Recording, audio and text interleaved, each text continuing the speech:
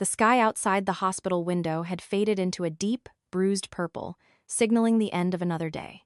I sat silently on the hospital bed, my back resting perfectly straight against a pristine, wrinkle-free white pillow. The distinct, sharp scent of hospital antiseptic drifted through the air. It was a scent I had lived with for the past 7 years, married to Dr. David Sterling, my surgeon husband. I was entirely used to it. Yet today, that familiar smell brought no sense of comfort. Instead, it stirred a vague, indescribable unease deep within my chest. Tomorrow, I was scheduled to undergo a critical open-heart surgery. My heart had never been healthy since the day I was born, and it had decided to fail me right when I felt my life was at its absolute peak. For 7 years of marriage, I had lived wrapped in David's absolute care and devotion. He was a brilliant cardiothoracic surgeon, the pride of Boston General Hospital, and the man to whom I had confidently entrusted my entire life. He was always gentle, always meticulous. Every pill I swallowed, every meal I ate, was carefully curated by his hands. He always said, "Your health is the most important thing in the world to me. Darling, how are you feeling?" David's deep, warm voice pulled me from my wandering thoughts. He walked into the room, still wearing his immaculate white lab coat, his trademark kind smile resting on his lips. He gently sat on the edge of the bed, his large, warm hand enveloping mine. "I'm okay," I smiled back, trying to hide the anxiety churning in my stomach. "Just a little nervous, that's all." David gave my hand a reassuring squeeze, looking at me with absolute adoration. "Don't worry, my love. I will be performing the surgery myself tomorrow. I won't let a single mistake happen. You have to trust me." I nodded, resting my head against his shoulder. His embrace was as strong and warm as it had always been. He was right. I had to trust him. He was my husband, the best surgeon in the city, my entire world. My parents had perished in a horrific private plane crash 2 years ago, leaving me entirely alone in this vast world, along with a massive inheritance of $15 million. It was David who had stayed by my side, pulling me up from the depths of that agonizing grief. He was my sole anchor. "My family and I will always be right here with you," he whispered into my ear. "No one is coming to visit tonight. I told my dad and my sister to head home and rest early, so they'll have the energy to be here for you tomorrow. You should sleep early, too. Save your strength for the big day." I nodded obediently. He leaned down, pressed a soft kiss to my forehead, and left, stating he had a few final preparations to make for the operation. The room sank back into silence, punctuated only by the rhythmic ticking of the wall clock. I lay down, trying to force myself to sleep, but that lingering sense of unease refused to settle. Something felt incredibly wrong. An empty, chilling sensation crept over me even as I bundled myself in the thick blankets. Suddenly, I remembered the silver locket my mother had given me right before she boarded that fateful flight. She had told me it had been blessed at a sacred cathedral, and that it would always keep me safe. Since the day she died, I had kept it tucked away in the nightstand drawer at our house. A sudden thought flashed through my mind. I had to go home and get it. Only with that locket beside me would I feel safe lying on the operating table tomorrow. The urge was overwhelming. I checked the clock. It was nearly 10 p.m. David was likely home by now. I didn't want to bother him, but the anxiety was growing, drowning out my logic. I decided to order an Uber home myself. I'd just grab the necklace and come right back. Surely, there wouldn't be any issue. I changed out of my hospital gown, threw on a light trench coat, and quietly slipped out of the room. The hospital corridors were deserted at night. I easily caught an Uber at the main entrance. The car sped through the night, taking me back to the luxurious suburban estate that held the sweet memories of the past 7 years. As the car turned onto our familiar street, I could see our house brightly lit from a distance. That was odd. David had said everyone went to bed early. As the car drew closer, my heart skipped a beat. Parked in the driveway wasn't just David's car, but also my father-in-law's SUV and my sister-in-law's convertible. There were even a few other luxury cars I didn't recognize. What was going on? Why was everyone gathered here on the eve of my life or death surgery? A party? What on earth were they celebrating? A barrage of questions spiraled in my mind, and that earlier unease crystallized into a bone-chilling premonition. I asked the driver to drop me off at the end of the block, so no one would spot me. After tipping him, I stepped out. My heart was heavy with suspicion. The cold night wind made me shiver. I pulled my coat tighter, trying to walk as silently as possible on the familiar paved path. The closer I got, the clearer I could hear the thumping bass of upbeat music and uproarious laughter echoing from inside the house. It was undeniably a party, a lavish celebration. My chest felt as though someone was crushing it. Why? Why were they so jubilant when tomorrow I would be towing the line between life and death?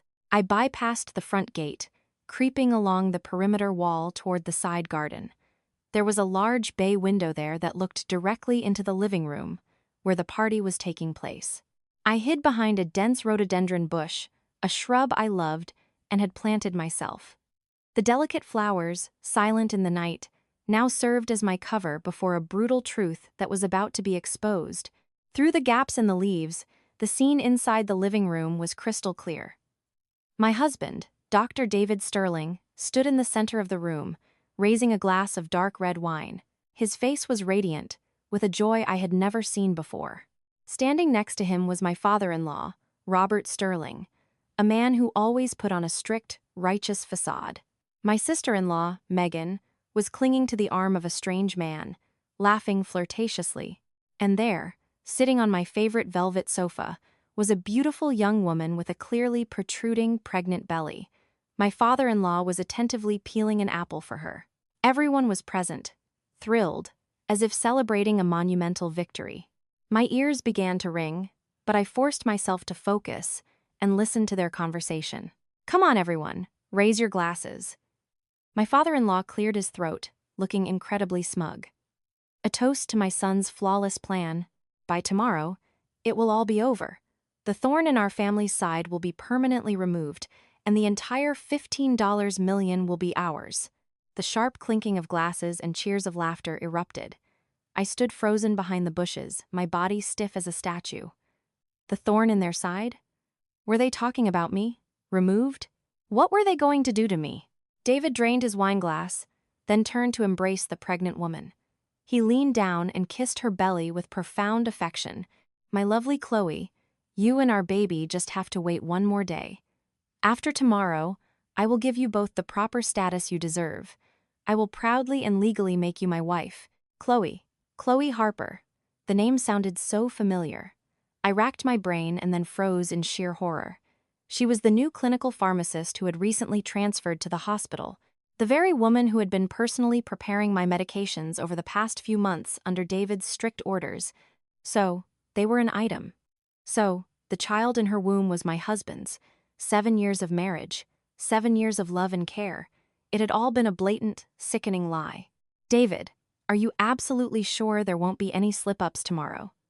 Megan, the sister-in-law who always acted like my best friend, asked, her voice laced with impatience.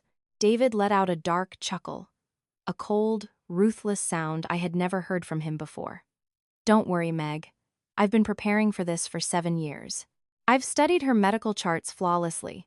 Just one tiny maneuver, one unforeseen complication during the bypass, and her heart will stop beating forever. It will look exactly like a tragic, unavoidable medical accident. No one will suspect a thing. A brilliant heart surgeon unable to save his own beloved wife. Oh, how utterly tragic." The entire family burst into laughter, a barbaric, nauseating chorus. Robert patted Chloe's hand and said, "You're a good daughter-in-law, Chloe. Just focus on resting and the baby. David has everything handled. All you need to do is give this family a healthy grandson." So that was it. Everything was a play.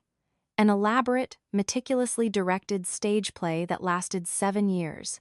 He married me, loved me, and cared for me, all for the massive fortune my parents left behind. He waited patiently like a predator in the shadows, waiting for the day my heart was at its weakest to strike. Tomorrow's surgery wasn't meant to save my life. It was a pre-signed death warrant. My chest flared with an agony far worse than the most severe heart attacks I had ever endured. The air felt completely vacuumed from my lungs.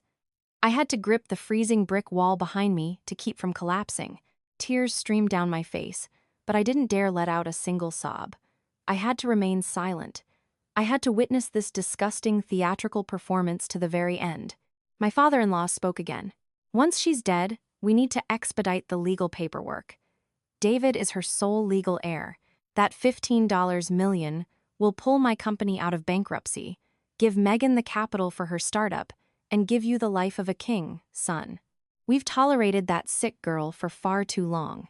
Every word, every syllable felt like a serrated knife, stabbing directly into my bleeding heart. In their eyes, I was nothing but a sick burden, a thorn, a tool to be exploited.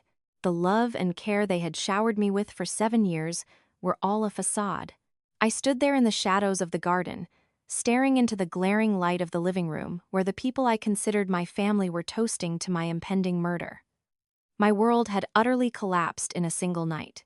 The initial shock began to fade, replaced by a surge of pure, unadulterated rage and profound agony. My tears stopped falling. Deep inside my chest, a fire of vengeance ignited. I could not die like this.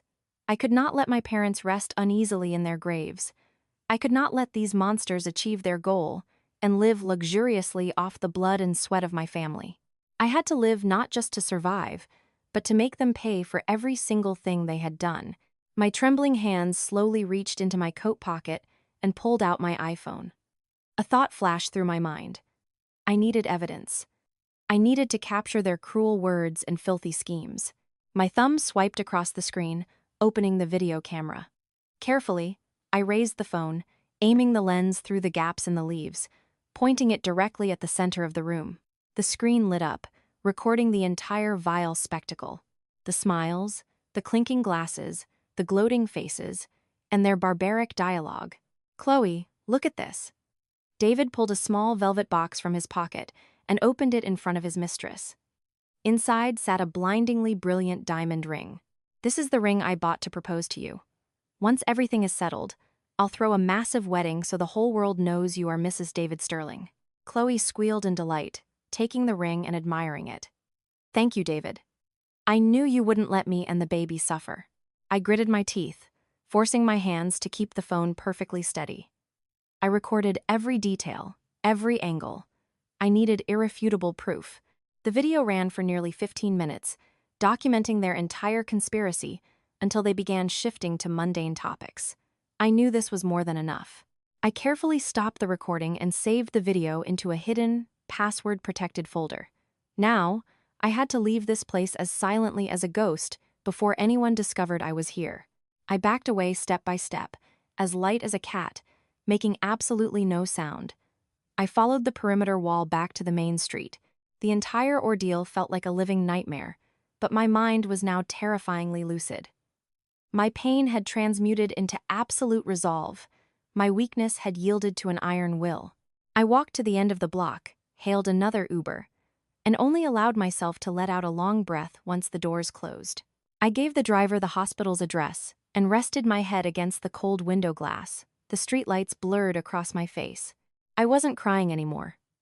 Crying was useless. I needed to act. Only 2 names existed in my mind right now.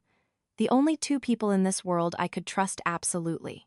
The first was Dr. Lauren Mitchell, my best friend since college. Lauren was a brilliant neurologist, incredibly sharp and fiercely loyal. The second was Arthur Vance, the veteran family attorney who had worked with my parents for decades, currently managing all my assets and legal affairs. I unlocked my phone and dialed Lauren's number first. It only rang once before she picked up, her voice thick with sleep. "Hello, Nat? Why are you calling me at this hour? Aren't you supposed to be resting for the surgery tomorrow?" "Lauren," my voice was hoarse. "It's an emergency. Can you get to the hospital right now? But don't let anyone see you. Come through the staff entrance and meet me in empty ICU room 3. I'll be waiting." Lauren immediately sensed the severe anomaly in my tone. She didn't ask questions. "Got it. Give me 20 minutes. I ended the call and immediately dialed Arthur. It was past midnight, but I knew he kept a private line for absolute emergencies. "Arthur, it's Natalie," I said, forcing my voice to stay level. "I am so sorry to wake you. but there is a life-or-death emergency regarding my safety and my entire estate. On the other end, Arthur's voice instantly sharpened. Natalie, what's wrong? Take a breath and tell me. I can't say it over the phone. Tomorrow morning, at exactly 7 a.m., can you come to the hospital? We need to speak in person. And Arthur, I need you to initiate Project Phoenix immediately. Project Phoenix. Arthur went dead silent for a few seconds, clearly stunned. It was an ultra-secret contingency financial plan my father had set up with him years ago, designed for absolute worst-case scenarios.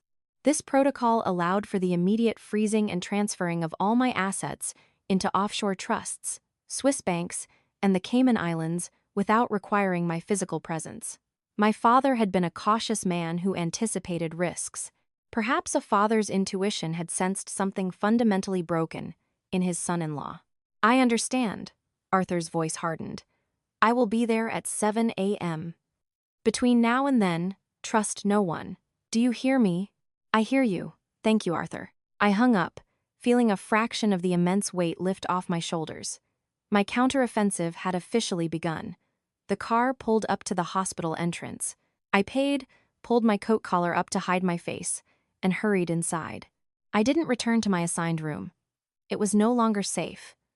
I headed straight for the intensive care unit wing, knowing there were a few empty recovery rooms there.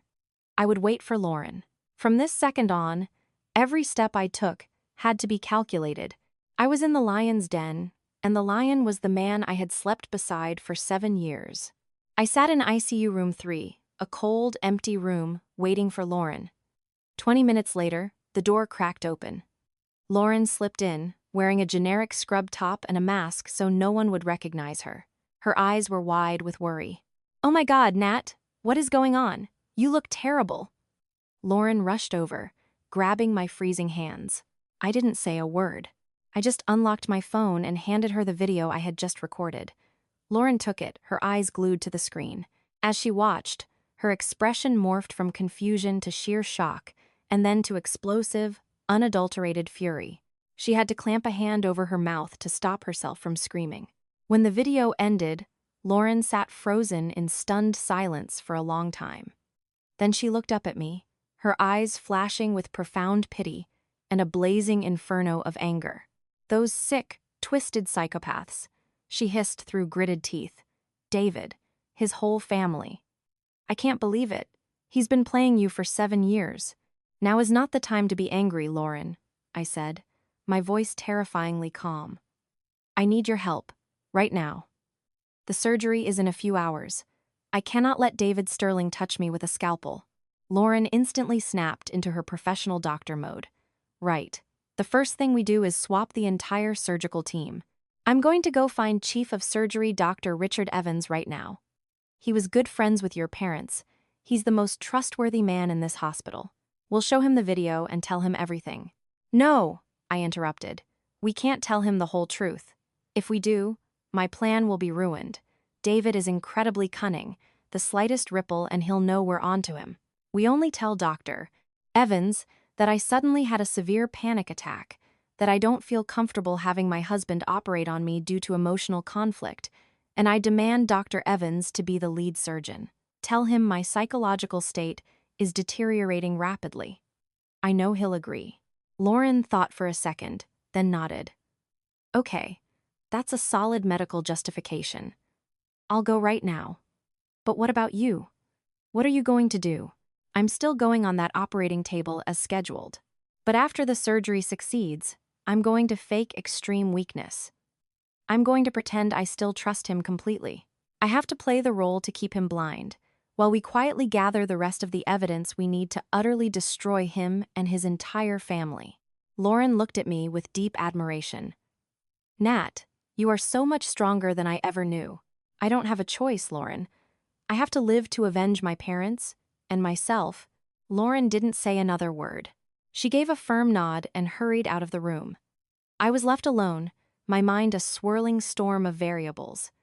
The plan was set, but one tiny misstep and my life would end. An hour later, Lauren returned with Dr. Evans. He was a man in his 60s, with silver hair, a commanding posture, and kind, resolute eyes. He looked at me with deep concern. Lauren filled me in. Natalie, you suddenly want to change your primary surgeon? I nodded, forcing myself to look frail and terrified. Doctor, Evans, I'm so sorry for the last-minute change. It's just, I couldn't sleep all night. I have this terrible sense of dread. I know David is brilliant, but he's my husband. I'm terrified the emotional pressure will cause him to make a mistake. I only trust your experience. Please, help me. Dr. Evans studied me for a long moment, then sighed softly. All right, Natalie. A patient's psychological stability is paramount before bypass surgery. I will personally perform the operation. I will also swap out the entire surgical team, the anesthesiologist, the scrub nurses, with my own most trusted staff. You rest easy. Thank you so much, doctor, I whispered, feeling a genuine wave of relief. At exactly 8 a.m., I was wheeled toward the OR. David was waiting by the double doors, his face wearing its usual mask of gentle, loving concern. Don't be scared, my love. I'll be right here with you. He lied effortlessly, holding my hand. I looked deep into his eyes, using every ounce of willpower to hide my disgust. I trust you, I replied softly. The bed was pushed through the doors, separating our two worlds. Inside, Dr. Evans and the new team were prepped. The anesthesiologist, a middle-aged woman with very kind eyes, leaned over me. All right, sweetheart, take a deep breath for me. I did as instructed. The anesthesia flooded my veins. Right before I slipped into the darkness, I caught Dr. Evans's resolute gaze and his reassuring nod. My life was now entirely in the hands of these people. I could only pray everything would go smoothly. The fateful surgery, not the one David had engineered, but the one fate had given me to rewrite my destiny, had officially begun. I didn't know how long I was out. The first sensation as my consciousness clawed its way back was a dull, throbbing ache in my chest and an overwhelming, crushing fatigue in my bones. My eyelids felt like lead. It took immense effort to crack them open even a fraction. The glaring white hospital lights burned my eyes. Everything was blurry and disjointed. I could hear the steady beep-beep of the heart monitor and hushed voices nearby. Doctor, how is my wife? Was the surgery a success? It was David's voice. Still that deep, falsely anxious tone. I instantly squeezed my eyes shut, resuming my performance. I was a patient who had just survived major open-heart surgery, weak, delirious, and completely clueless. The operation was a complete success, Dr. Sterling. You can relax, Dr. Evans's authoritative, calm voice replied. The patient is past the critical stage. However, given her baseline frailty and the complexity of the procedure, her recovery will be lengthy. She's still under the effects of the anesthesia, so we'll move her to the ICU for close observation. I felt my bed being unlocked and wheeled away. Moments later, the wheels stopped, and I was in a much quieter room. The door clicked shut, leaving only the sound of the machines and my own breathing. I knew David was standing out in the hallway, and I knew he must be absolutely furious and panicked. His plan had failed. I had survived.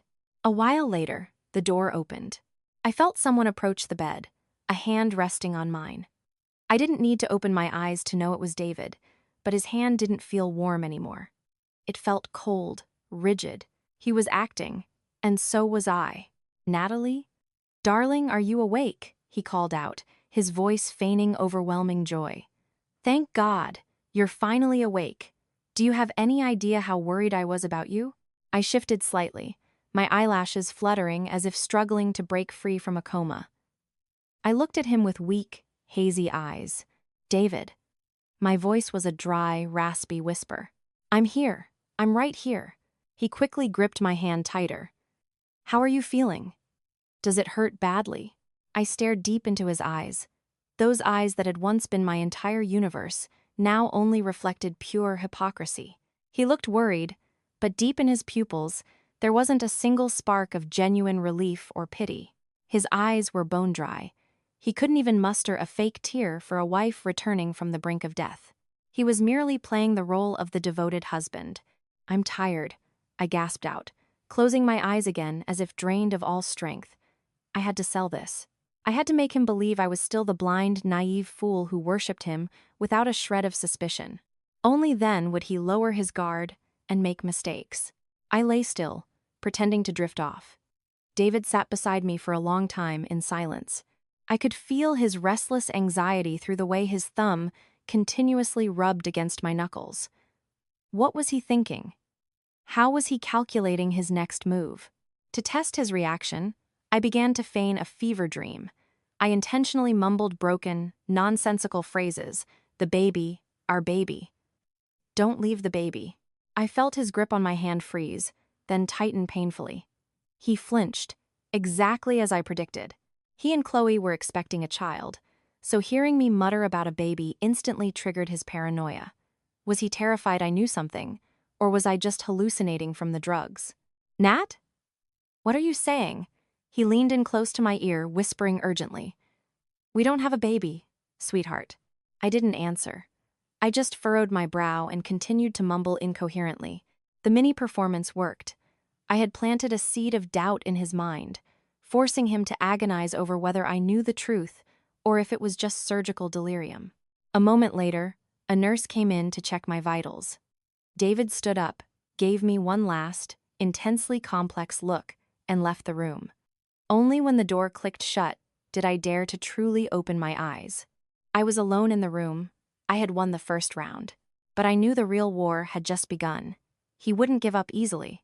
He and his family would devise new schemes to kill me, and I had to remain vigilant and fiercely strong to counter them. 2 days post-op, I was still in the ICU. Physically, I was actually recovering exceptionally well, thanks to the dedicated care of Dr. Evans's hand-picked team. But in front of David and his family, I remained a fragile, dying bird drifting in and out of consciousness, barely able to speak coherently. David visited every day, bringing expensive broths and soups, spoon-feeding me with tender care. His acting was so Oscar-worthy that had I not heard the recording with my own ears, I would have fallen for it again. His family took turns visiting as well. My father-in-law, Robert, kept his stern face, asking a few superficial questions. My mother-in-law sniffled, holding my hand and spewing fake sympathies. My sister-in-law, Megan, brought fruit baskets and chatted animatedly to cheer me up. An entire family of sociopathic actors.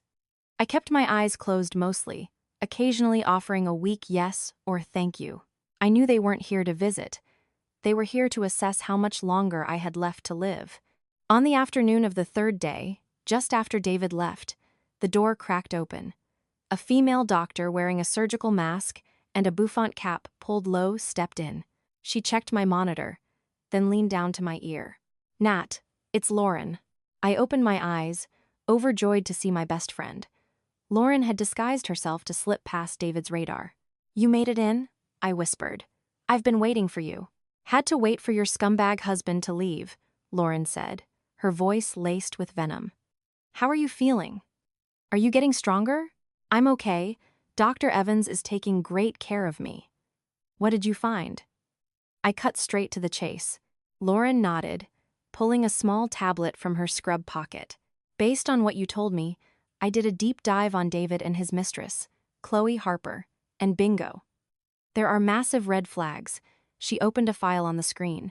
First, I had a buddy in hospital IT pull the search history from David's office computer over the last 6 months. Guess what his top searches were? Rare cardiac bypass complications. How to induce sudden cardiac arrest without a trace. Lethal dosages of general anesthetics. He meticulously researched how to murder you on the table. My blood ran cold. Even though I knew his intent, seeing the concrete evidence of his cold, calculated malice still made me shudder. What else? There's more, Lauren continued. Chloe Harper. I checked her HR file. She isn't a random new hire. She and David went to med school together. They've been romantically linked for years. Her transferring to Boston General and being assigned to the clinical pharmacy floor to prep your meds was no coincidence. It was fully orchestrated. So everything was crystal clear. Their affair wasn't new. It had probably existed parallel to my entire marriage. I felt like such an idiot for never noticing. And here is the kicker. Lauren held the tablet closer. Over the past 12 months, David has taken out 5 massive new life insurance policies on you. And the sole beneficiary on every single one is him. The proof was undeniable. He didn't just want my $15 million inheritance. He wanted the insurance payouts too. He had engineered a flawless plan to get filthy rich off my corpse. "Thank you, Lauren," I said, my voice thick with gratitude. "This is crucial. Back up everything and send it to Arthur. Tell him Project Phoenix needs to accelerate. I want every asset moved before David tries his next move." "I'll message him right now," Lauren nodded. "But Nat, you have to be incredibly careful, especially with your food and meds. I suspect Chloe isn't going to let this missed opportunity slide." "I know," I replied. "Whenever David brings food, I take 2 bites and find an excuse to trash the rest. As for the meds, I need your help." We quickly finalized our protocol. Lauren would keep digging into David and Chloe's relationship, and I would continue playing the dying wife, waiting for the perfect moment to strike. Before leaving, Lauren squeezed my hand. "Nat, you are not alone. You have me, Doctor. Evans, Arthur. We will make these bastards pay." I nodded, feeling a warmth spread through my chest. I wasn't alone. I had powerful allies, and I had a clear target. The fire of vengeance burning within me would be my fuel. The following days, I kept up the charade. By day, I was completely dependent on my loving husband. But at night, when I was alone, I transformed. I forced myself to sit up, to practice walking around the room, to regain my physical strength. I read every document Lauren smuggled in, memorizing the evidence, plotting my next moves on the chessboard. David was clearly losing his patience. His grand surgical murder had failed, and now he was stuck with a wife who was hovering in purgatory. He couldn't kill me openly, but he couldn't afford to wait. One morning, he visited me not with soup, but with a thick manila folder. "Darling, are you feeling any better?" he asked, his voice dripping with honey. "I'm still so tired, David," I rasped. "I know, baby," he stroked my hair. "But there are some pressing issues. My dad's company is in severe financial trouble. He needs a large cash injection immediately to avoid bankruptcy. Since you're stuck in this bed and can't go to the bank, why don't you just sign this power of attorney? Let me handle the finances for you. Doesn't that sound easier?" He placed the documents in front of me. General power of attorney. So this was plan B. If he couldn't kill me, he'd trick me into signing away my $15 million. He still thought I was an easy mark. I looked at the papers, then up at him, widening my eyes innocently. Power of attorney? But I don't understand any of this legal stuff. And I'm so dizzy. My hands are shaking too much to even hold a pen. I coughed violently, forcing my body to tremble. "Can we just wait until I'm a little stronger, David? I just want to sleep right now." A flash of intense frustration and disappointment crossed David's eyes, but he masked it instantly. He smiled softly. Of course. If you're not up to it, don't worry. I'll handle the stress. Just rest." He put the papers away, but I knew he wouldn't stop. He would find another way to force my hand. That afternoon, the floor nurse brought my medications. As usual, it was a handful of colorful pills. But today, I noticed a pale blue pill I had never seen before. My instincts screamed at me. "Excuse me, nurse?" I called out. "What is this blue pill? It looks new." The nurse checked the chart. "Oh, this is a new sedative. Dr. Sterling noted you were suffering from insomnia, so he specifically requested pharmacist Harper to add this to your regimen to help you sleep better." David and Chloe. Those 2 names together. My heart hammered. There was absolutely a trap here. "Oh, I see," I smiled weakly. "Could you just leave them on the tray? I'll take them in a few minutes." Once the nurse left, I carefully plucked the blue pill out. I didn't swallow it. I didn't swallow any of them. I couldn't trust anything Chloe Harper touched.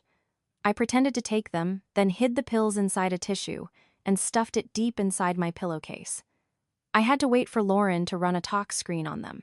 Later that evening, Lauren slipped in, disguised as usual. I immediately handed her the tissue. "Lauren, test these. I suspect they're poisoned, especially this blue one. They claim it's a sedative, but I don't buy it." Lauren took the packet, her face grim. "Got it. I'll take this to a private off-the-books lab in the city. We can't run this through the hospital system. I'll have results in 24 hours. Be careful, I warned. You too, Lauren replied. Don't ingest a single pill they give you. I'm going to start smuggling in real vitamins and your actual heart meds. That night, I couldn't sleep. I kept thinking about those pills. Were they trying to poison me? Did they want me to die a slow, silent death, mimicking a patient, wasting away from surgical complications? Their cruelty truly knew no bounds. The next day, I waited anxiously for Lauren's news. David visited, acting perfectly normal. He asked if I slept better. I lied and said the new sedative worked wonders. He looked extremely pleased. Finally, in the late afternoon, Lauren arrived. Her face was chalk white, her eyes bloodshot with rage. She quickly drew the blinds and shoved her phone screen in my face. Nat, you were right, she was shaking. That blue pill, it's not a sedative. It's a massive dose of mifepristone, an abortion pill. If you had taken it, not only would it terminate a pregnancy if you had one, but at that dosage, it would cause severe uterine hemorrhaging. Given your heart condition and the blood thinners you're on, you would have bled to death. I froze. An abortion pill. Did they think I might be pregnant with David's child and wanted to kill both me and the baby? Or were they just trying to trigger a fatal hemorrhage to cover up my murder? That's not even the worst part. Lauren pointed to the rest of the lab report. In the daily vitamin capsules you've been taking, Chloe has been microdosing digoxin. It's a heart medication, but if taken improperly or by someone with your specific post-op condition, it slowly induces heart failure, severe arrhythmias, and eventually, cardiac arrest. They didn't want to kill you instantly. They wanted you to slowly deteriorate, so it looked exactly like a natural post-op heart failure. What an incredibly venomous plan. I stared at the lab results, my limbs going numb. If I hadn't been overly cautious, if I didn't have Lauren, I would have walked right into their graveyard. They didn't just want my money, they were hell-bent on erasing me from existence. The hatred inside me crested like a tidal wave. Fine. If you want to play God, I will drag you to hell. It's time to bring the curtain down, I said, my voice dropping to a glacial chill once I regained my composure. We need more evidence, Lauren. This, plus the video, proves attempted murder. But it's not enough to expose their entire 7-year con and ruin them utterly. I want them destroyed. I want them to have nowhere left to run. Lauren nodded, her anger morphing into cold determination. I agree. We need concrete proof of their affair. The audio on the video could be spun as a drunken joke by a slick defense lawyer. But photos don't lie. Exactly, I said. I want photos of them together. And more importantly, I need medical proof that the baby Chloe is carrying belongs to David. That will be the fatal blow to the perfect marriage narrative he's spun for 7 years. Leave it to me, Lauren said firmly. I know a top-tier private investigator, very discreet. We're going to tail them. This hospital is their stage, but it's also going to be their execution ground. The very next day, our operation escalated. The PI Lauren hired, Harrison Harry Cole, got to work. He posed as a patient's relative, loitering around the wings David and Chloe frequented. I, playing the bedridden wife, acted as an inside informant.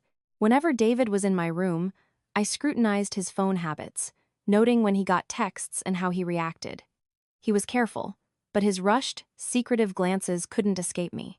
3 days later, the golden opportunity arose. At noon, David told me he had an emergency consultation and would be gone for an hour.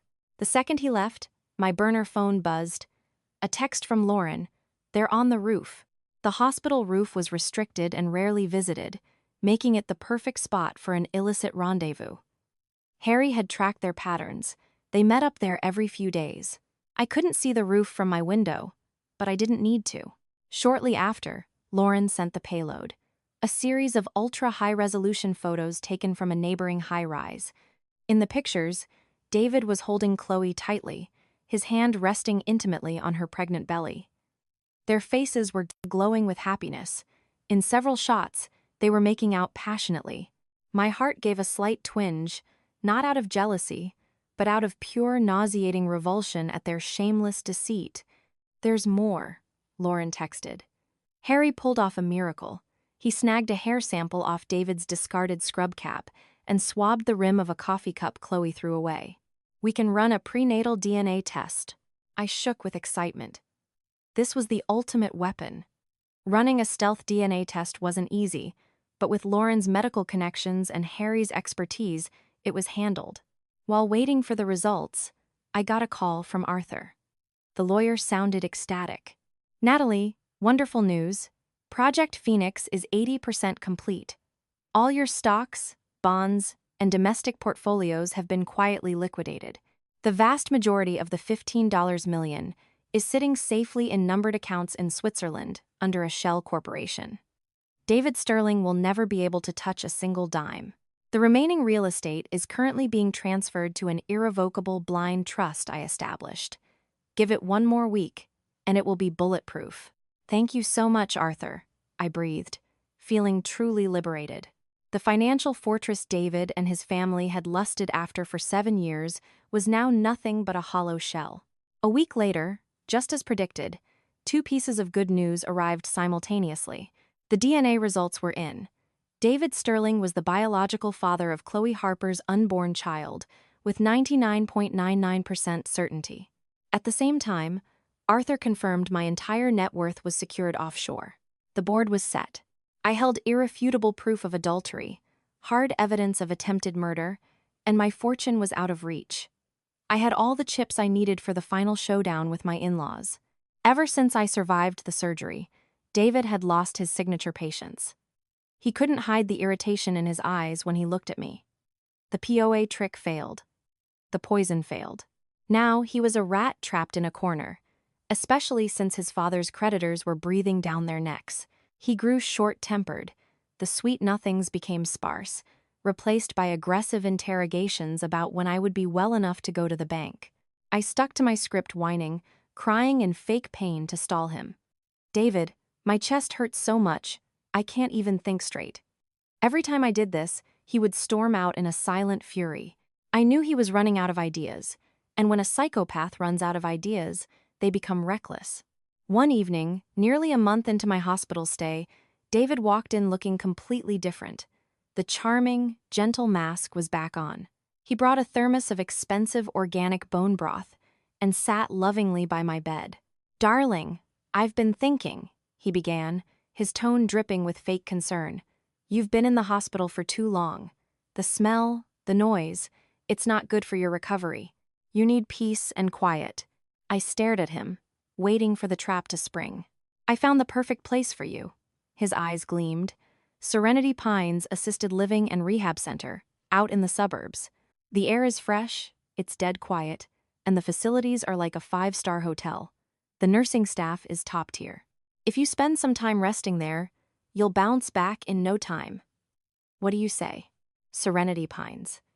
The name sounded peaceful, but my gut screamed bloody murder. Why would a man trying to kill me suddenly send me to a high-end luxury rehab center? It had to be a trap. A rehab center? I acted surprised. "But I'm so young. Isn't that for the elderly?" No, babe," David quickly countered. "Serenity Pines caters to post-op patients who need intensive physical therapy and isolation." I toured it. It's magnificent. I'll cover all the expenses. You just need to focus on resting. The harder he pushed, the deeper my suspicion grew. But I didn't refuse outright. I knew if I said no, he'd just scheme something else. Perhaps walking into his trap to see exactly what he was planning was the better chess move. To catch the tiger, you must enter the tiger's den. "Let me think about it, honey," I said weakly. "I need to ask Dr. Evans and Lauren what they think." "Of course. Take your time." He smiled, looking incredibly confident that I would say yes. The moment he left, I called Lauren. "Lauren, have you ever heard of a place called Serenity Pines?" There was a pause on the line. Serenity Pines. Rings a bell. "Let me run a background check." "Why? What's going on?" I relayed David's pitch. Lauren agreed immediately it was a setup. "No way he's doing this out of the kindness of his heart. Don't agree to anything yet. Give me 48 hours. I agreed. For the next 2 days, I played the indecisive wife. David practically begged me to go. painting a picture of an absolute paradise where I'd be treated like royalty. I listened, suppressing the urge to vomit at his audacity. Exactly 2 days later, Lauren called back. Her voice was deadly serious. Nat, your instincts were dead on. Serenity Pines isn't a rehab center. It's a slaughterhouse. A slaughterhouse? What do you mean? My heart hammered. I had Harry dig into their corporate structure, Lauren said, tension radiating through the phone. On the surface, it's a legit luxury facility. But dig deeper, guess who one of the primary silent shareholders is? Chloe Harper. I froze.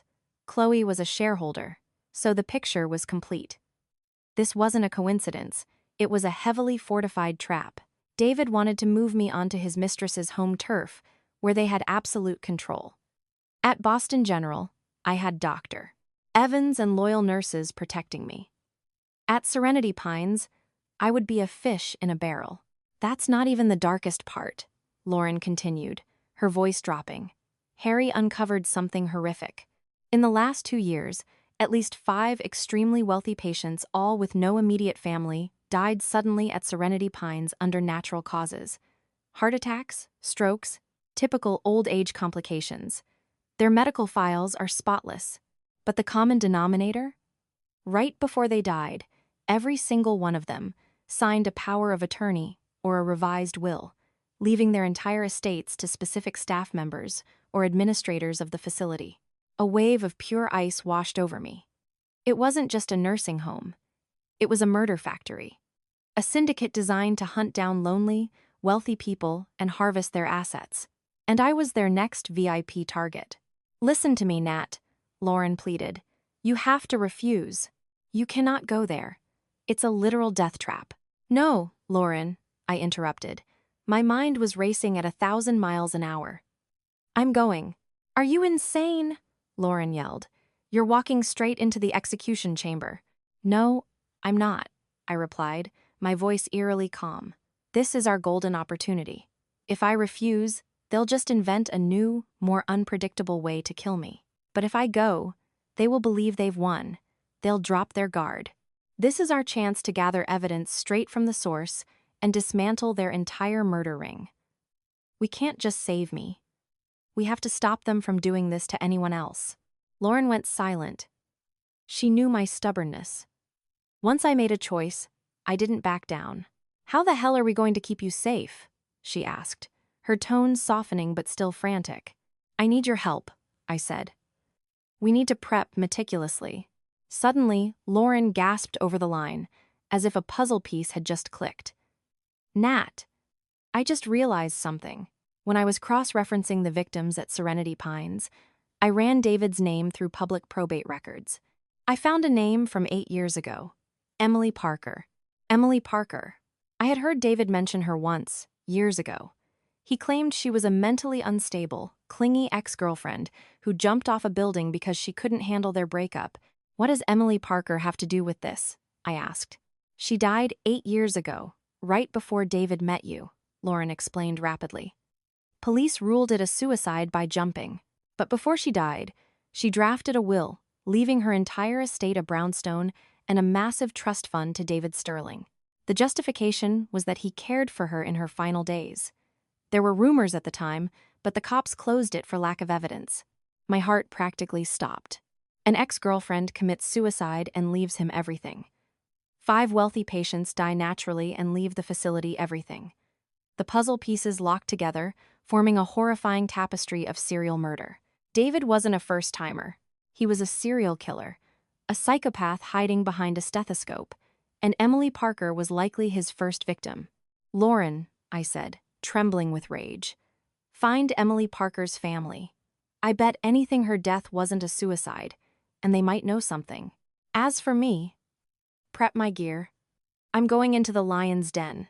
The next day, when David visited, I gave him the answer he was dying to hear. I acted exhausted but hopeful. David. I thought about it. You're right. I'm suffocating in this hospital. I agree to go to Serenity Pines. The sheer euphoria that erupted on David's face was impossible for him to mask. He grabbed my hands. Really? You mean it? That's wonderful. Don't worry. I will handle everything. You'll be treated like an absolute queen. He immediately initiated the discharge paperwork. Dr. Evans, who had been briefed by Lauren and me, acted appropriately disappointed, but respected the family's wishes. He shook David's hand, telling him to take good care of me, shooting me a covert look of solidarity. A luxury private ambulance transported me away from Boston General, the place where I experienced absolute horror, but also found my salvation. David rode in the back with me, endlessly hyping up the paradise that awaited me. I just nodded, maintaining a cold, lethal calm inside. I was entering the final battlefield. Serenity Pines was situated in a secluded, wooded area. Surrounded by lush, manicured gardens and a man-made lake, it truly looked like a five-star resort. But the moment the ambulance passed through the towering wrought iron gates, the atmosphere shifted. High stone walls topped with subtle electric fencing, uniformed security guards patrolling with severe expressions, and cameras high-def CCTV domes mounted on every corner, every hallway, every garden path. This wasn't a resort. It was a flawlessly disguised maximum security prison. I was wheeled into an isolated VIP suite. It was massive, complete with a balcony overlooking the lake, but the windows were reinforced, shatterproof glass, and the heavy oak door could only be unlocked from the outside with a keycard. I was completely cut off. David spoke to the head nurse, then turned to me. "See, darling, it's perfect. Get some rest. I have to head back to the hospital for a bit, but I'll be back tonight." He kissed my forehead and left. The heavy door clicked locked. I sat in my wheelchair, scanning the room. The show was about to begin. Our plan was perfectly synchronized. Lauren, leveraging her medical credentials, had applied for a short-term observational rotation at Serenity Pines under an alias. She was now inside the facility as a temp nurse to maintain contact and protect me.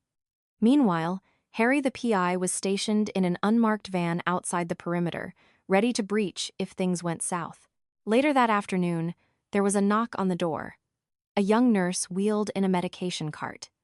She wore a mask, but those eyes were unmistakable. "Hello, ma'am. I'm Lauren, the new temp," she said professionally. "It's time for your medication." I nodded. Lauren deftly handed me a cup of water and my pills, which were, of course, the safe vitamins she had swapped out. While I pretended to swallow them, Lauren's hands moved like lightning. She planted micro-audio bugs under the bed frame, behind a landscape painting, and inside the soil of a potted fern. These military-grade bugs would transmit pristine audio directly to Harry's encrypted server outside. "Everything is set," Lauren whispered as she helped me back into bed. "They have no idea the cage they built to trap you is about to be the stage where you execute them." "Thank you, Lauren," I whispered back. "Be careful." "I'm right down the hall," she said, before exiting. I lay in bed, closing my eyes. I could feel the tiny electronic chips humming silently, acting as the ears of justice, waiting to record the truth. I knew tonight was going to be a very long night. Exactly as I predicted, when the clock struck 11 p.m., the electronic lock beeped.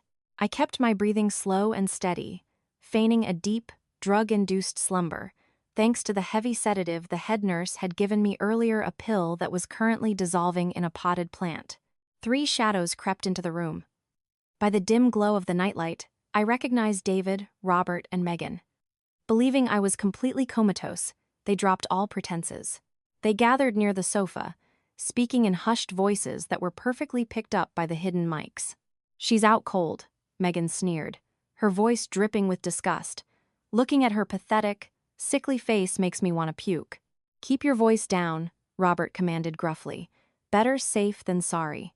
Are you sure she can't hear us?" David chuckled that same icy, demonic laugh. "Relax, Dad. I had the head nurse give her the strongest dose of sedatives we have. The building could burn down and she wouldn't wake up. Let's get down to business."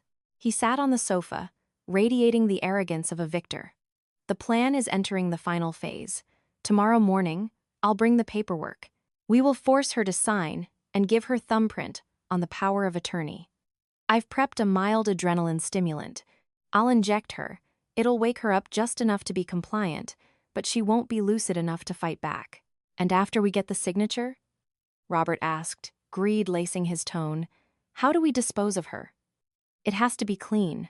No loose ends. I've got it handled, Dad, David replied, his voice turning horrifyingly sinister. Chloe and I have synthesized a specific potassium-based cocktail. One small injection, and it triggers a massive, instantaneous myocardial infarction. Given her heart history, it will look exactly like a natural, catastrophic post-op failure. The doctors on staff here are on our payroll. They'll sign off on the death certificate as natural causes. It's foolproof. I lay perfectly still, but my chest felt like it was being crushed by a boulder. They had plotted my murder step by step. They didn't just want my money. They were going to execute me in cold blood. Are you sure about this, David? Megan sounded slightly hesitant. What if the cops look into it? I heard they've been cracking down lately. You worry too much, Meg, David reassured her. I've used this exact method before. It works flawlessly. He paused, his tone swelling with sick pride. I did the exact same thing to Emily Parker. One injection, one little push off the balcony. Boom. Done. Everyone bought the depressed, suicidal ex-girlfriend narrative. No one even blinked. There it was, he confessed. He openly admitted to murdering Emily Parker. Every single word was being recorded in crystal-clear audio. This was the absolute, irrefutable proof of his depravity.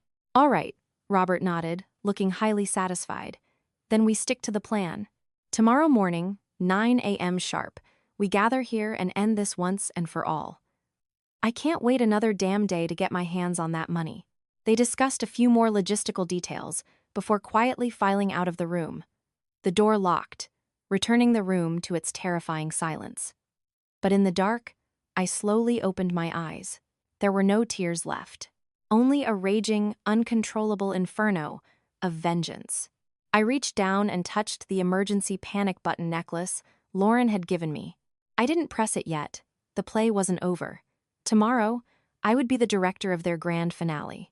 The second they were gone, I used my burner phone to text Lauren a secure code indicating the recording was captured. I knew that with this audio file hitting Harry's server, Lauren would know exactly what to do next. Within 15 minutes, my phone vibrated. A text from Lauren, audio received. Moving now. Stay frosty. Tomorrow is Judgment Day. I deleted the message, powered off the phone, and closed my eyes. A hurricane was brewing. He had murdered Emily Parker. He wasn't just a con man. He was a cold-blooded assassin. My hatred was now fueled by the cries of an unavenged spirit. I was going to bring justice for her, too. Meanwhile, outside Serenity Pines, Lauren didn't waste a single second. Upon receiving the audio file, she forwarded it to Arthur and Harry. Simultaneously, she utilized the background info Harry had gathered to locate Emily Parker's family. Emily had a younger sister, Sarah Parker, who worked as a middle school teacher in the city. Despite the late hour, Lauren drove straight to Sarah's modest apartment complex. Standing before the chipped front door, Lauren took a deep breath and knocked. A few moments later, a woman with kind but tired, sunken eyes opened the door. It was Sarah. I apologize for the late intrusion, Lauren said earnestly. My name is Dr. Lauren Mitchell. I am a friend of someone currently involved with the man who killed your sister, Emily. Hearing her sister's name, Sarah's eyes hardened with grief and extreme caution. Who are you? What do you want? I am here to help you get justice for Emily, Lauren said, holding up her smartphone. Please, just listen to this. Sarah took the phone suspiciously, but as David's voice, along with his family's, filled the quiet hallway, her face drained of color. Her eyes went wide, and her hands began to shake violently. When the audio reached the point where David casually admitted to injecting Emily and throwing her off the balcony, Sarah's knees buckled. She collapsed against the doorframe, sobbing uncontrollably, releasing 8 years of suppressed agony. I knew it. I knew she didn't jump, Sarah wailed. She loved life. She was packing for grad school. I knew it wasn't suicide. Lauren caught her, helping her inside. Once Sarah calmed down slightly, she spoke. A week before Emily died, she called me. Sarah choked out. She was crying hysterically. She said she had discovered David's true colors, that he didn't love her, He was just bleeding her trust fund dry to pay for med school and his luxury lifestyle. She told me she was going to break up with him and demand the money back. And she said one thing I'll never forget. "Sarah, if anything happens to me, it was David. He told me he wouldn't let me walk away." "Why didn't you tell the police?" Lauren asked. "I did," Sarah cried bitterly. "But I had no proof." David played the devastated, grieving boyfriend to perfection. He cried, he wailed, he claimed she was bipolar. He even produced fake texts, making her look suicidal. I now realize he orchestrated the entire thing. The cops ruled it a suicide, and I was helpless. "Things are different now," Lauren said, her voice steel. "We have his recorded confession. Will you stand with us and testify against him?" Sarah wiped her tears, her eyes blazing with absolute, unyielding hatred. "I'm in. I will see that monster burn for what he did to my sister." That very night, Lauren took Sarah to meet attorney Arthur Vance. With a willing witness and the smoking gun audio, Arthur immediately contacted Captain Miller, a high-ranking detective in the major crimes unit he had a strong relationship with. Recognizing the sheer magnitude of the crimes, grand larceny, medical malpractice, conspiracy to commit murder, and a cold case homicide, Captain Miller instantly formed a Black Ops task force. They wouldn't raid the facility blindly. They would coordinate with my timeline to catch the entire syndicate red-handed, including the corrupt staff at Serenity Pines. The net was cast. They just had to wait for the big fish to swim into it. The next morning, I woke up feeling bizarrely serene. I had received Lauren's encrypted text.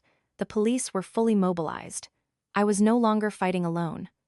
I had an army surrounding this gilded cage, but to catch the entire ring, I had to create a specific scenario. The Sterling family planned to force my signature at 9 a.m., but I couldn't let them do it in this room. There were audio bugs, but no hidden cameras. More importantly, I needed to separate David from his father and sister. David was the mastermind, lethal and hyper-observant. If he was in the room, things could easily go sideways.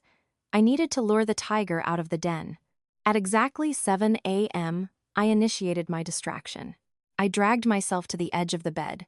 Then, with a loud, theatrical scream of pain, I threw myself hard onto the hardwood floor.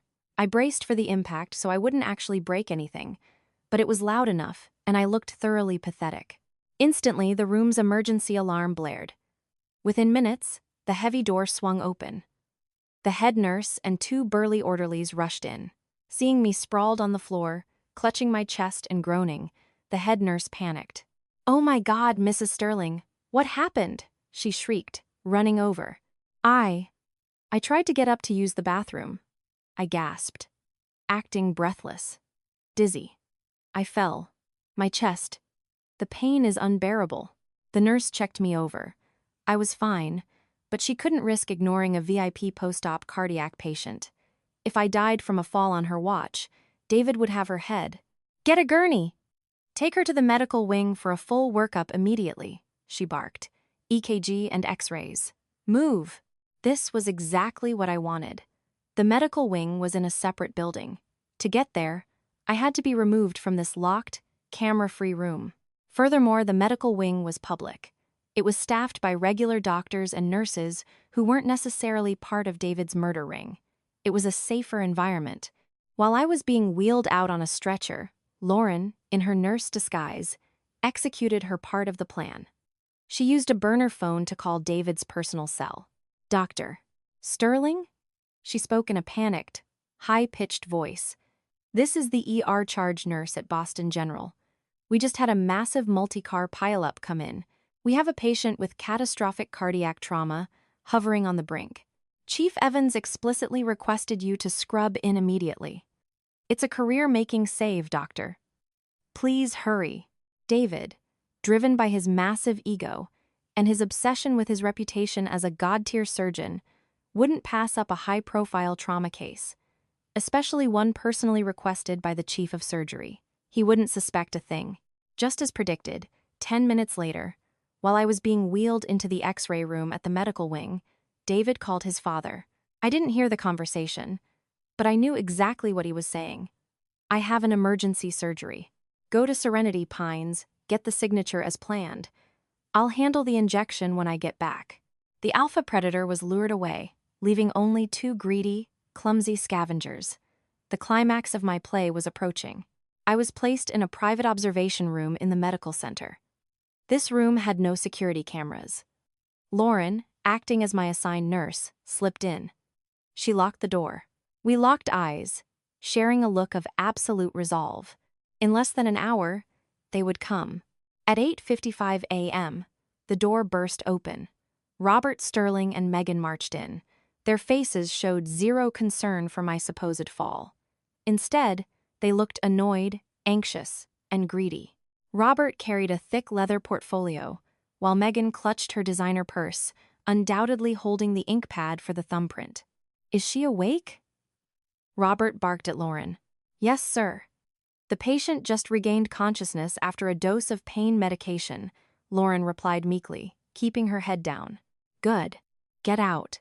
This is family business," he waved her off dismissively. Lauren shot me a covert glance and quietly exited, closing the door, but she didn't go far. She stood right outside the door, flanked by two undercover plainclothes detectives posing as facility security. With no outsiders in the room, the father and daughter dropped the act. Robert walked straight to my bed and slammed the portfolio down on the overbed table. "Natalie, drop the act," he said, his voice cold as ice. "David had an emergency surgery and had to leave, but it's quicker without him anyway. Sign this." I cracked an eye open, looking at him, then at the familiar power of attorney document. I slowly shook my head, my voice a ragged whisper. "Dad, I'm so tired. I can't sign anything right now." "Don't play games with me, you little brat," Megan snapped. Her usual fake sweet persona was gone, replaced by a vicious, entitled sneer. "David told us everything.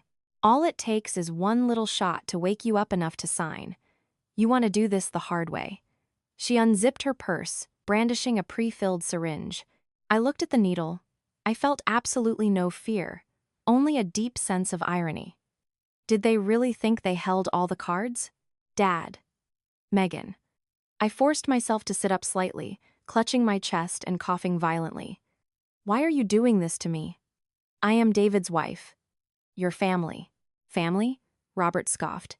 "Don't flatter yourself. If it weren't for your $15 million, a sick, broken thing like you would never have been allowed through my front door. We've tolerated your existence for 7 years.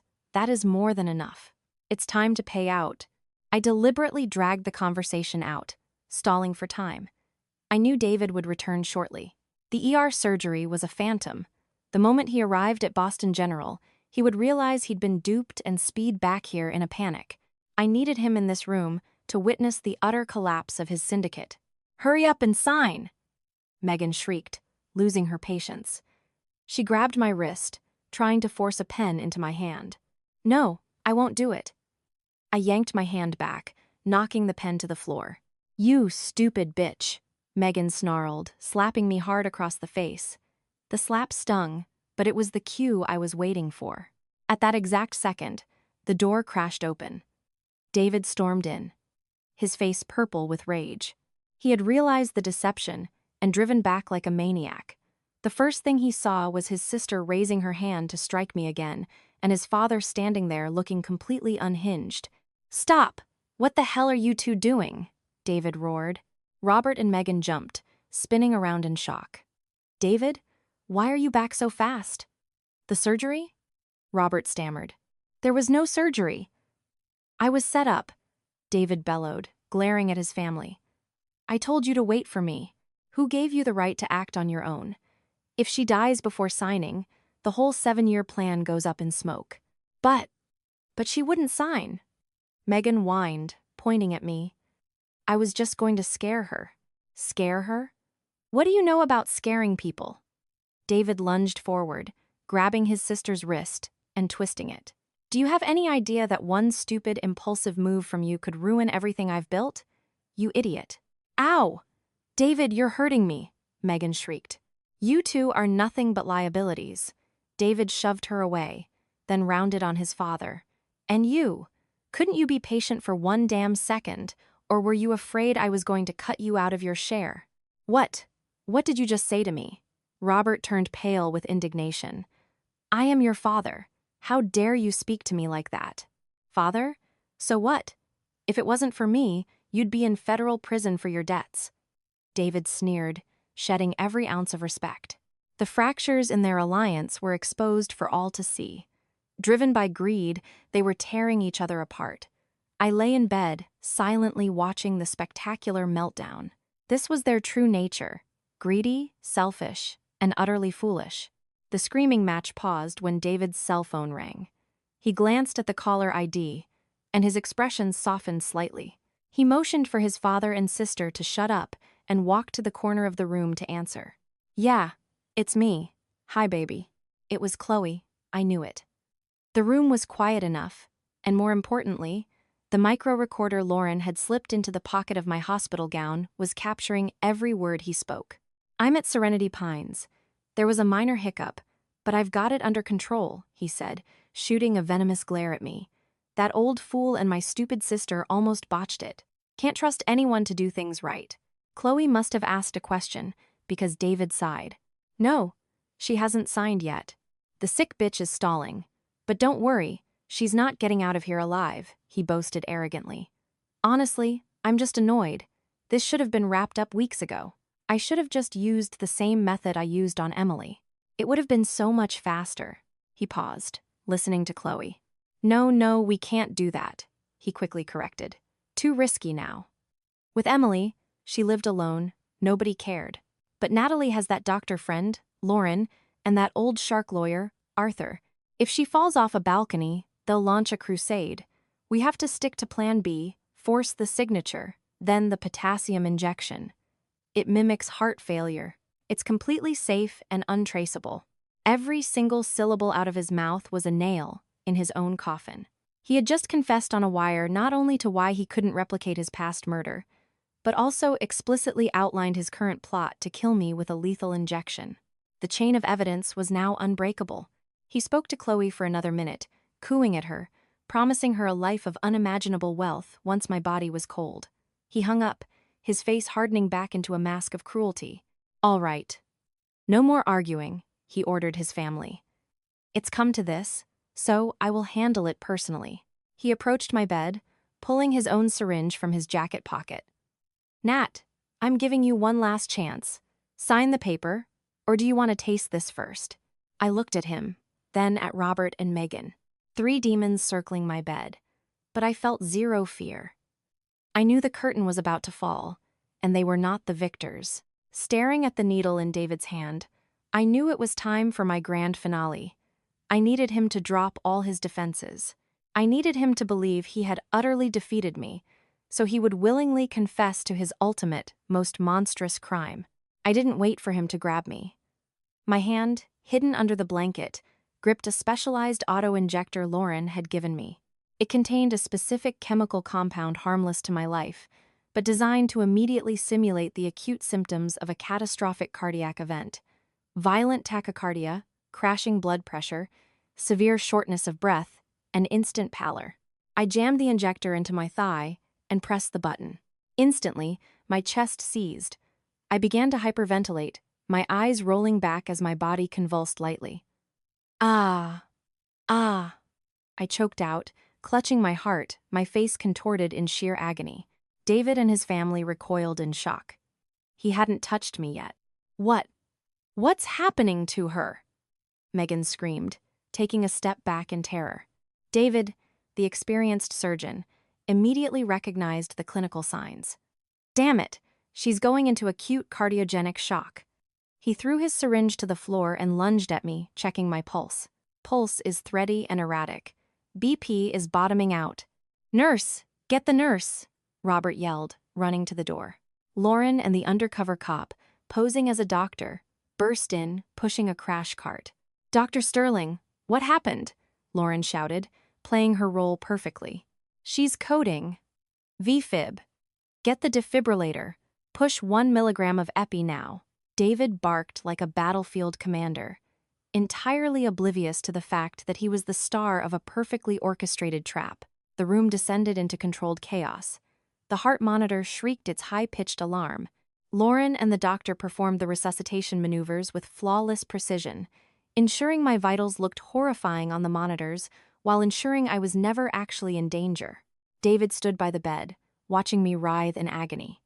His face was tense, but deep in his eyes, I saw a flash of pure, sadistic triumph. He truly believed I was dying naturally. His plan had derailed, but the universe was apparently doing his dirty work for him. He wouldn't even have to murder me himself. When the fake code settled, leaving me supposedly teetering on the edge of the abyss, David ordered everyone out. Left alone with me, believing these were my final, fleeting seconds of consciousness, he leaned down. He brought his lips right to my ear. "Nat, my sweet, sweet wife," he whispered. The facade was gone. His voice was a sickening purr of pure, barbaric joy. "The day is finally here, you see? Fate decided you had to die. Do you have any idea how exhausting it was, playing the doting husband for 7 miserable years? But it was worth it. My sacrifice is finally paying off." He let out a low, dark laugh. "The $15 million. It's all going to be mine. Mine, Chloe's, and our babies. Don't blame me, Nat. Blame your luck. You were lucky enough to be born into obscene wealth, but unlucky enough to be born with a defective heart. Once you're gone, I am going to use your money to live like a god. I'll enjoy the life you never could." Every word of his vile, gloating confession was captured flawlessly by the micro camera embedded in the button of my gown, courtesy of Lauren. Following my successful deathbed performance, I was transferred back to the VIP suite, diagnosed as critically unstable, expected to pass at any moment. David and his family hovered outside the door, wearing masks of deep sorrow, secretly waiting for me to take my last breath. But they couldn't afford to wait. Robert's creditors were threatening violence. They needed the money today. Early the next morning, David made his move.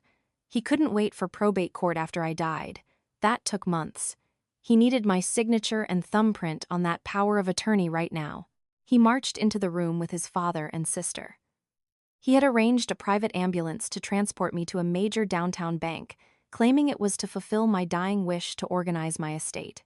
He had already bribed a corrupt branch manager there to prepare a private VIP vault room, ensuring absolute secrecy. I was loaded onto a stretcher, hooked up to an IV and an oxygen mask, playing the part of a woman hours away from the morgue. My eyes were closed, my breathing shallow, but my mind was a steel trap. I knew this was the final battlefield. Captain Miller's SWAT team, Arthur, and Sarah Parker were all in position, waiting to drop the guillotine. At the bank, we were ushered into a lavish, soundproof VIP conference room. What David didn't know was that the FBI and local police had breached the room hours earlier, planting hidden cameras and microphones in every conceivable angle. The corrupt bank manager bowed to David and scurried out, leaving the family alone with me. David wasted zero time. He slammed the power of attorney down on the mahogany table right beside my stretcher. "Nat, I know you can still hear me," he said, his patience entirely evaporated. "Sign the paper. Let's just end this." I didn't move a muscle. "Are you still faking it?" Megan screeched. David silenced her with a glare. He pulled another syringe from his pocket. "I know you're weak. This is a stimulant. It will give you just enough juice to hold a pen and press your thumb. Just be a good girl and get it over with." He injected the stimulant into my IV line. I slowly opened my eyes, looking at him with a hazy, defeated gaze. "David," I whispered, my voice barely audible. "Before I go, can you tell me the truth about one thing? What do you want to know?" David scoffed, assuming this was the pathetic last request of a dying woman. Besides, this was the perfect moment for his ego to revel in his ultimate masterpiece. "My parents." I breathed out. "That plane crash. Was that you?" David froze for a fraction of a second. He clearly hadn't expected that question, but looking at my decrepit, dying state, he figured it didn't matter. The dead tell no tales. He leaned in close, whispering with overwhelming arrogance. "You're smart, Nat, just a little too late." "Yes, it was me. Your parents were getting suspicious. They were planning to cut you out of the trust if you stayed married to me. I couldn't let that happen. A little cash to a greedy mechanic, a random hydraulic failure in the engines, and boom. Looked like a perfect tragic accident, didn't it? The final piece of the puzzle. The ultimate confession. He hadn't just murdered Emily Parker and plotted to murder me. He was the butcher who slaughtered my parents. A monster wearing human skin. Now, you can close your eyes in peace, he sneered. He grabbed my limp hand, shoved a pen into my fingers, and dragged my hand across the signature line. Then, he pressed my thumb into an ink pad and stamped it onto the notary seal. He had it. The golden ticket. He stared at the signed document, a massive, triumphant grin spreading across his face. The very second David looked up, smiling in his perceived victory, the heavy mahogany doors exploded open. A dozen heavily armed police officers and SWAT agents poured into the room, their weapons leveled directly at the Sterling family. FBI, Boston PD, nobody move. You are all under arrest, Captain Miller roared. David, Robert, and Megan froze in sheer terror, the blood draining from their faces. They couldn't comprehend what was happening. The power of attorney fluttered from David's hand, landing on the floor. Police? What? Why are you here? David stammered, his triumphant smile shattering into pieces. Captain Miller didn't answer him. He looked at me and gave a sharp nod. And then, to the absolute, mind-breaking horror of the three criminals, I slowly sat up on the stretcher. I reached over and yanked the IV out of my arm with a swift, aggressive pull. I tore the oxygen mask off my face. The frail, dying woman was gone.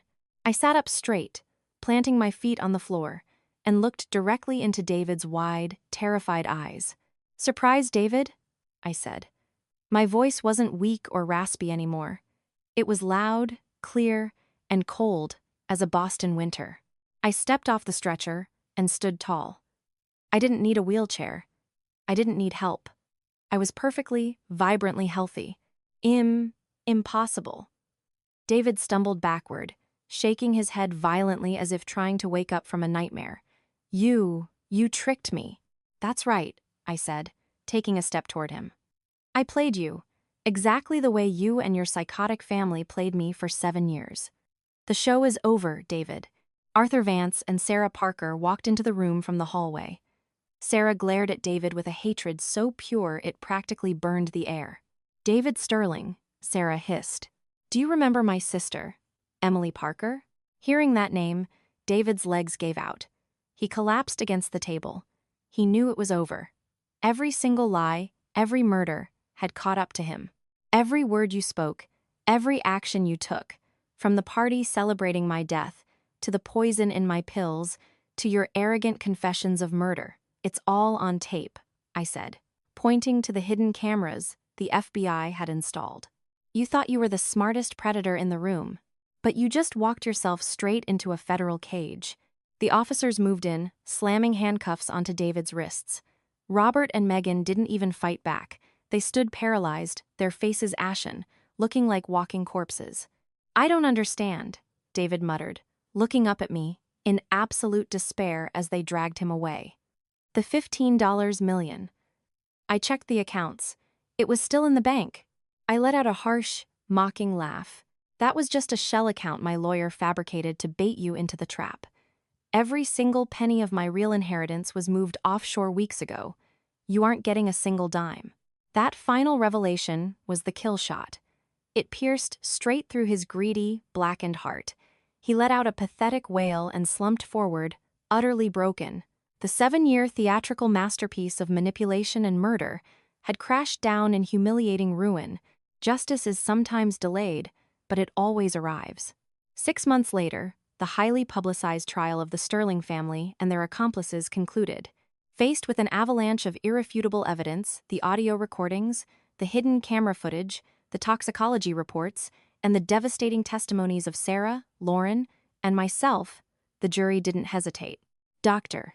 David Sterling was convicted of grand larceny, attempted murder, and 2 counts of first-degree murder for the deaths of Emily Parker and my parents.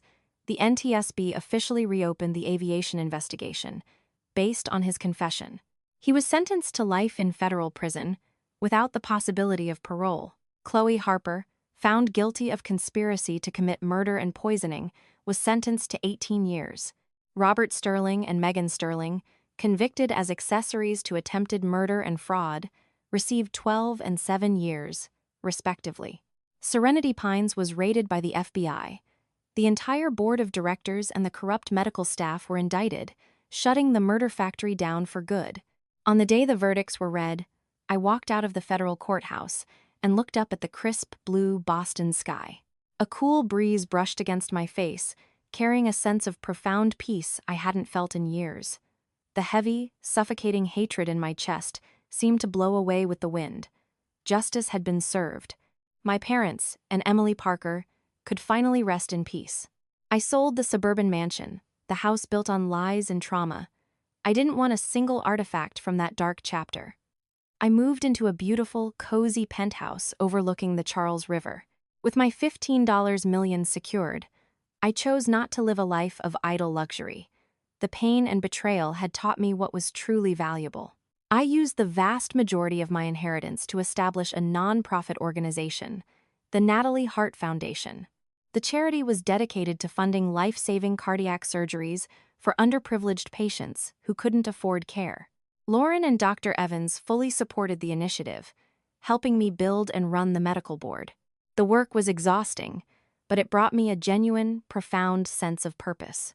Every time I saw a patient survive, every time I saw a family cry tears of joy, I felt as though I was being reborn alongside them. My life had weathered a catastrophic, terrifying hurricane, but after the storm, the sun always rises. I lost a fake, parasitic family, but I found true, unbreakable loyalty in my friends. I lost my naive trust, but I found a far greater purpose. The grand ballroom of the Boston Harbor Hotel buzzed with the elegant hum of hundreds of guests. Crystal chandeliers cast a warm, golden glow over the tables, illuminating the faces of the city's top philanthropists, medical professionals, and, most importantly, the survivors. Tonight was the 5th annual gala for the Natalie Hart Foundation. I stood off to the side of the main stage, wearing a sleek, emerald green evening gown. I took a sip of sparkling water, feeling the steady, strong rhythm of my heart in my chest. Thanks to a groundbreaking, minimally invasive procedure developed right here in Boston, partially funded by our foundation, my heart condition was no longer a ticking time bomb. I was healthier and stronger than I had ever been in my entire life. "You look stunning, Nat," a familiar voice said. I turned to see Lauren, looking radiant in a tailored navy pantsuit. She was no longer just a brilliant neurologist. She was now the chief medical officer of my foundation, spearheading our national outreach programs. "Thanks to you, I feel stunning," I smiled, linking my arm through hers. "Have you seen Arthur?" "He's over at table 4, arguing with Dr. Evans about the Red Sox bullpen," Lauren laughed. Arthur had officially retired from practicing law a year ago, but he remained the fierce, protective chairman of our board of directors. Dr. Evans, who had recently stepped down as chief of surgery, was now our lead medical advisor. The people who had stood by me in my darkest hour were still the pillars of my life. "Ladies and gentlemen," the MC's voice echoed through the sound system, drawing the room's attention. "Please welcome to the stage the founder and CEO of the Natalie Hart Foundation, Miss Natalie Sterling Vance." I had legally dropped David's last name and taken Arthur's as a middle namesake to honor the man who was like a second father to me. The ballroom erupted into applause. I walked up the steps to the podium, looking out over the sea of faces. In the front row sat Sarah Parker. We had remained close over the years. She was now a high school principal, and she looked genuinely happy. The ghost of her sister's tragic past finally laid to rest. "Thank you all for being here tonight," I began, my voice projecting clearly across the room. 5 years ago, I was lying in a hospital bed, fighting for my life. I was surrounded by darkness, deceit, and a betrayal so profound it almost broke my spirit. But in that darkness, I learned a vital truth. Our scars do not define our future. Our resilience does. I paused, letting the words settle. I rarely thought about David anymore. The last I heard from my lawyers, he had exhausted his final appeal. He was currently serving his life sentence in a maximum security federal penitentiary in Florence, Colorado. His medical license revoked, his reputation entirely pulverized. Chloe Harper had given birth in federal custody, and surrendered the child to the state system before starting her 18-year sentence. Robert and Megan were rotting in their respective prison cells, their greed having bought them nothing but a concrete box. They were ghosts of a past life. I had reclaimed my narrative. To date, this foundation has fully funded life-saving cardiac surgeries for over 400 children and young adults across the United States. I continued, feeling a surge of profound pride. 400 hearts that are still beating. 400 families that didn't have to say goodbye. The crowd rose to their feet, delivering a standing ovation. I looked down at Lauren, who was wiping a tear from her eye, and gave her a subtle nod of gratitude.